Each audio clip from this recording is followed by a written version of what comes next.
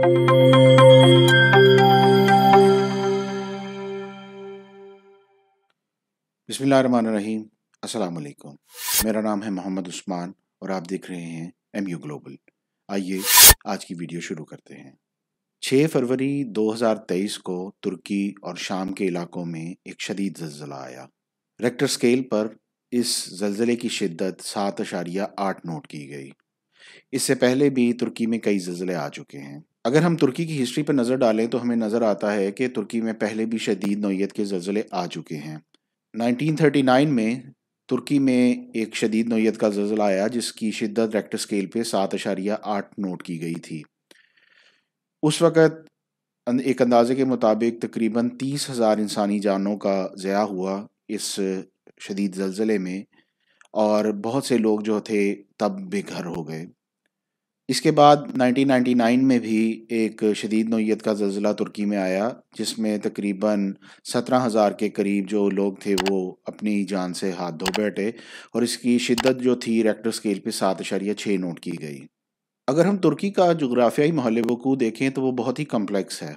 हमारी ज़मीन बहुत सी टेक्टोनिक प्लेट्स का मजमूआ है। टेक्टोनिक प्लेट्स से मुराद आप ये ले लें कि बहुत से जो ज़मीन के हिस्से हैं खुश्की और इवन के जो समंदरों की तह में जो हमारे हिस्से होते हैं वो मुख्तलिफ़ हिस्सों में डिवाइड हुए हुए हैं और कई जगह ये एक टेक्टोनिक प्लेट जो है वो दूसरी टेक्टोनिक प्लेट से कहीं टकरा रही होती है और कहीं कुछ फासले पे होती है।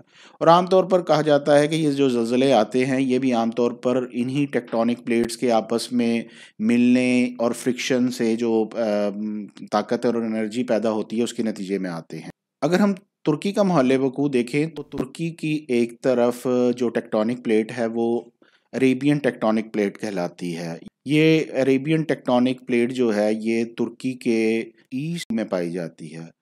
तुर्की के शुमाल में जो टेक्टोनिक प्लेट है उसको यूरेशिया टेक्टोनिक प्लेट कहा जाता है और इसके एक तरफ अफ्रीकन टेक्टोनिक प्लेट है। तुर्की बज़ाते खुद जो है वो एनाटोलियन प्लेट जो कि एक माइक्रो प्लेट है उस पे वाक़या है।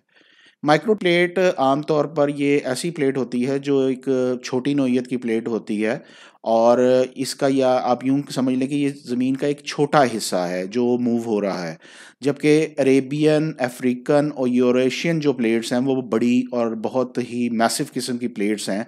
और ये जो एनाटोलियन प्लेट है ये बेसिकली एक लिहाज की अगर हम लोग इसको आम में सादे अल्फाज में आपको बयान करूं तो ये एक लिहाज का सैंडविच हुई हुई है और ये प्रेस हो रही है।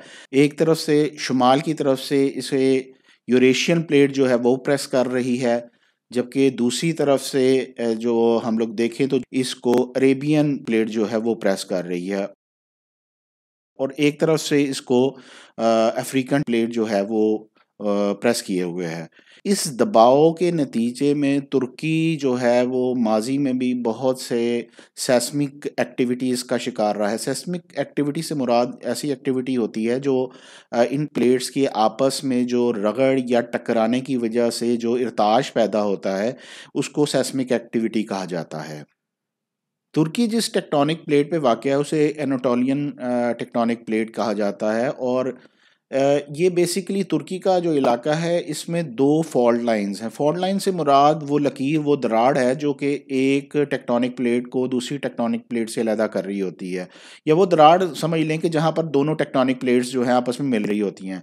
जो इसकी नॉर्थ साइड पे है उसको नॉर्थ एनाटोलियन फॉल्ट लाइन कहा जाता है जो कि एनाटोलियन प्लेट और यूरेशियन प्लेट के दरमियान वाक़या है और इसकी फॉल्ट लाइन जो कि अरेबियन टेक्टोनिक प्लेट के साथ वाक़या है उसको ईस्ट एनाटोलियन फॉल्ट लाइन कहा जाता है। तुर्की में जिस तरह के मैंने पहले ज़िक्र किया कि जो पहले ज़लज़ले आए 1939 और 1999 के, वो बेसिकली इसकी यूरेशियन साइड वाली जो नॉर्थ साइड वाली फॉल्ट लाइन थी उसमें फ्रिक्शन और दबाव के नतीजे में वो आए। लेकिन जो हालिया ज़लज़ला है ये जो अब 2023 में 6 फरवरी को आया ये अरेबियन साइड पर यानी ईस्ट साइड पे जो इसकी फॉल्ट लाइन है उसमें फ्रिक्शन और जो दबाव था उसके रिलीज होने की वजह से ये ज़लज़ला आया। जहाँ दो टेक्टोनिक प्लेट्स आपस में मिल रही होती हैं वहाँ पर आमतौर पर बहुत ज़्यादा दबाव और फ्रिक्शन की कैफियत होती है। ज़ाहिर बात है, दुनिया की दो प्लेट्स और दो बड़े बड़े खित्ते एक दूसरे को दबा रहे होते हैं, तो उसके नतीजे में बहुत ज़्यादा एनर्जी पैदा हो रही होती है, बहुत ज़्यादा दबाव पैदा हो रहा होता है। और उसमें अक्सर औकात ये होता है कि कोई हिस्सा ऊपर उठ जाता है, कोई हिस्सा नीचे चला जाता है, या वो हॉरिजॉन्टली वो एक रिफ्ट पैदा हो जाती है, उसमें एक फ्रिक्शन पैदा हो जाती है। ये जो हालिया ज़ल्ज़ला आया, ये भी जो अरेबियन प्लेट और एनातोलियन प्लेट का जो साइड है, ये वहाँ पर जो पड़ने वाला दबाव था उसके रिलीज़ होने की वजह से ये शदीद नौइयत का ज़ल्ज़ला आया। अच्छा, ये ज़ल्ज़ला तकरीबन तुर्की के वक़्त के मुताबिक सुबह सवा 4 बजे आया। लेकिन ये उस दिन आने वाला वाहिद ज़ल्ज़ला नहीं था। इसकी जो पहला ज़ल्ज़ला था, इसकी रिक्टर स्केल पर जो शिद्दत थी वो 7.8 थी। उसी दिन तकरीबन सवा 1 बजे दोपहर के करीब तकरीबन 1 बज के 24 मिनट पर एक और शदीद नौइयत का ज़ल्ज़ला उसी इलाके में आया। वो भी ये समझ लें कि उसके आफ्टर शॉक्स थे और उसके नतीजे में भी काफ़ी नुकसान हुआ। उस जो सेकंड जो ज़ल्ज़ला था, ये अर्थक्वेक था, जो आफ्टर शॉक था, उसकी रिक्टर स्केल पे जो शिद्दत थी वो 7.5 नोट की गई। माहिरीन अर्जियात के मुताबिक तुर्की एक सेस्मिक लेवल से या एक अर्जियाती लिहाज से बहुत ही ख़तरनाक जगह पे वाक़या है। और ये कोई तुर्की के लिए अगर देखा जाए कोई आखिरी ज़ल्ज़ला नहीं है। साइंसदानों की प्रेडिक्शन है कि खुदा न ख़ास्ता 2030 तक तुर्की के शहर जो है, मेन शहर इस्तांबुल, इसमें मज़ीद एक शदीद नौइयत का ज़ल्ज़ला आ सकता है। और जो साइंसदान हैं, जो माहिर अर्ज़ियात हैं, उन्होंने पहले ही इससे आगाह कर दिया है। ये कब आता है, किस तारीख पे आता है, ये हतमी तौर पर नहीं कहा जा सकता, लेकिन वहाँ पर जो अर्ज़ियाती खदोखाल हैं वो इस किस्म के हैं कि वहाँ पर मज़ीद ज़लज़ले आने का पोटेंशियल बहुत ज़्यादा है। अगरचे माहिर अर्जियात और साइंसदानों ने पेशगी ख़तरे से आगाह कर दिया है, लेकिन इसके बावजूद अगर हम लोग तुर्की और शाम में जो बिल्डिंग्स हैं और जो घरों की नौइयत और उनकी स्ट्रक्चर्स हैं वो देखें, तो हमें नज़र आता है कि वो किसी भी किस्म के शदीद ज़लज़ले को बर्दाश्त करने के काबिल नहीं हैं। और इसके नतीजे में मुस्तकबिल में भी शदीद नुकसान होने का अंदेशा है।